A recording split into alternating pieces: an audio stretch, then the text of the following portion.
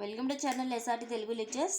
మనం ఈరోజు C programming languages వీడియోస్లో pointer arithmetic and pointer expressions గురించి డిస్కస్ చేద్దాం. మీకు కనుక వీడియో కంటెంట్ నచ్చినట్లయితే, అలాగే వీడియో మీకు హెల్ప్ అవుతుంది అని అనిపిస్తే ప్లీజ్ ఈ ఛానల్ సబ్స్క్రైబ్ చేయడం అయితే మర్చిపోద్దు. పాయింటర్ అర్థమెటిక్ అంటే ఏంటి? ఏమేమి అర్థమెటిక్ ఆపరేషన్స్ మనం పాయింటర్స్ వేరియబుల్స్ మీద అప్లై చేయొచ్చు అంటే, ఇప్పుడు సపోజ్ నార్మల్ వేరియబుల్స్ అనుకోండి, నార్మల్ ఇంటి ఏ ఇంటి బి అనుకోండి, మనం ఏమేమి ఆపరేషన్స్ అప్లై చేయొచ్చు? ఏ ప్లస్ బి అప్లై చేయొచ్చు, ఏమంటే ఆల్ అర్థమెటిక్ ఆపరేషన్స్ అప్లై చేయొచ్చు, రిలేషనల్ ఆపరేషన్స్ అప్లై చేయొచ్చు, కంపారిజన్ ఆపరేషన్స్ అప్లై చేయొచ్చు. అలా డిఫరెంట్ టైప్ ఆఫ్ ఆపరేటర్స్ని మనం అప్లై చేయొచ్చు కదా నార్మల్ వేరియబుల్స్ మీద. అలాగే మనకి పాయింటర్ వేరియబుల్స్ అనుకోండి.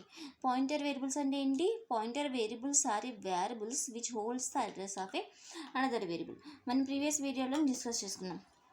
అంటే సపోజ్ ఇప్పుడు మన దగ్గర ఒక ఏ అనే వేరియబుల్ని సమ్ 1002 లొకేషన్లో ఒక మెమరీ రిజర్వ్ అయింది అనుకోండి ఏ వేరియబుల్కి.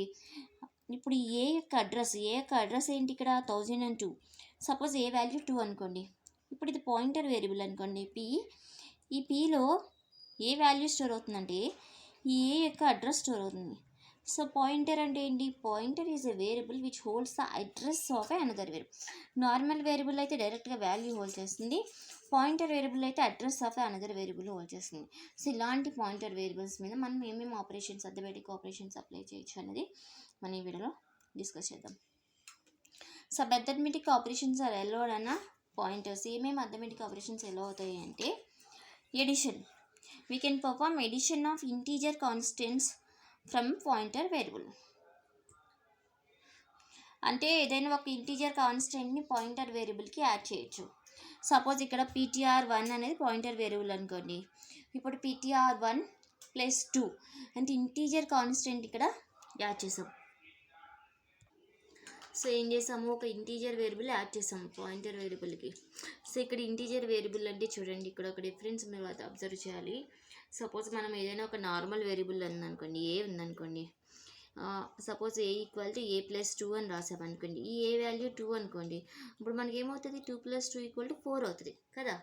సపోజ్ ఇప్పుడు ఇది పాయింటర్ వేరియబుల్ కదా, ఈ పాయింటర్ యొక్క వాల్యూ సబ్ మెమరీ లొకేషన్ 1002 అనుకోండి. ఇప్పుడు నేను ఏం చేశాను? ptr1కి ఇది ptr1 అనుకోండి, 1002 అడ్రస్ హోల్డ్ చేసింది అనుకోండి. ptr1 + 2 ఒక ఇంటీజర్ కాన్స్టెంట్ యాడ్ చేశాను అనుకోండి, డైరెక్ట్గా 2 యాడ్ అవ్వదు.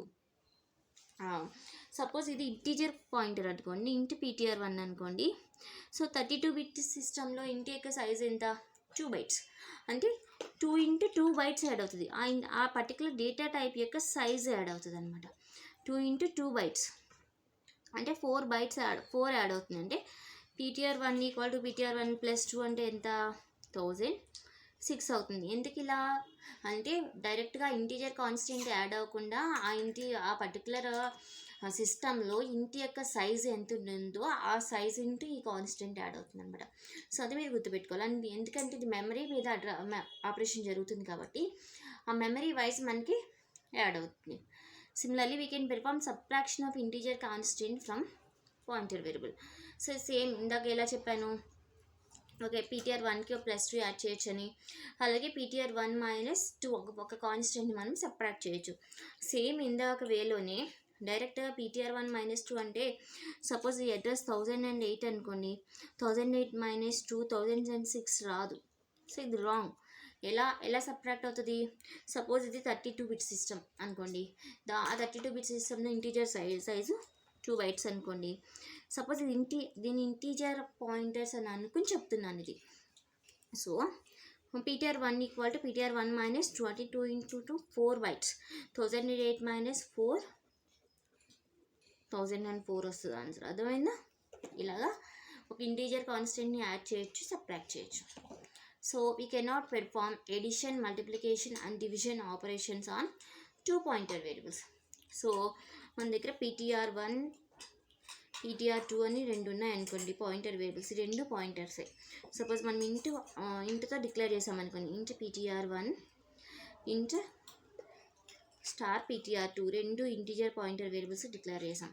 తర్వాత ఏదో వాల్యూస్ అసైన్ చేసామనుకోండి, ptr1 = some address of a, ptr2 = address of b. ఈ 2 కూడా ఇంటీజర్ వేరియబుల్సే అవ్వాలి, ఇంటి a, b. సో మన దగ్గర ఇలా 2 పాయింటర్ వేరియబుల్స్ ఉన్నాయి. సో ఈ 2 పాయింటర్స్ వేరియబుల్ మీద ఎడిషన్ కానీ మల్టిప్లికేషన్ కానీ డివిజన్ కానీ మనం పర్ఫామ్ చేయలేము. ఓకే, 2 పాయింటర్స్ వేరియబుల్స్ మీద మనం ఎడిషన్ కానీ మల్టిప్లికేషన్ కానీ డివిజన్ కానీ పర్ఫామ్ చేయలేము. We can subtract 1 pointer variable from another point. Addition, subtraction, multiplication అయితే చేయలేము కానీ సబ్ట్రాక్షన్ అయితే చేయొచ్చు. సో ఎడిషన్, మల్టిప్లికేషన్, డివిజన్ అయితే చేయలేము కానీ సబ్ట్రాక్షన్ అయితే చేయొచ్చు. That means PTR1 minus PTR2 అంటే సబ్ట్రాక్షన్ చేయొచ్చు. అంటే సపోజ్ ఈ PTR1 PTR2 అనేవి ఏమైనా ఎరేలో ఎలిమెంట్స్ని యాక్సెస్ యొక్క అడ్రస్ని పాయింట్ చేస్తున్నాయి అనుకోండి. సపోజ్ PTR1 ఇక్కడ ఉంది, PTR2 ఇక్కడ ఉంది. సో మనం ఈ సబ్ట్రాక్ట్ చేస్తే ఈ 2 ఎలిమెంట్స్ మధ్యలో డిస్టెన్స్ ఎంత ఉంది అనేది మనకి తెలుస్తుంది.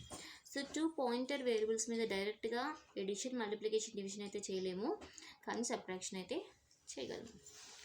అండ్ దెన్ తర్వాత పాయింటర్స్ మీద మనం ఇంకేం అప్లై చేయొచ్చు అంటే we can use the increment and decrement operators along with the pointer variables. So plus plus, minus minus, increment and decrement operators కూడా మనం యూజ్ చేసుకోవచ్చు. ఇక్కడ PTR ప్లస్ ప్లస్ అంటే ఏంటి? PTR+1. సో PTR+1 అంటే ఇందాక చెప్పాను కదా, అలా డైరెక్ట్గా సపోజ్ PTR వాల్యూ 1002 అనుకోండి, +1 అంటే 1003 అవ్వదు.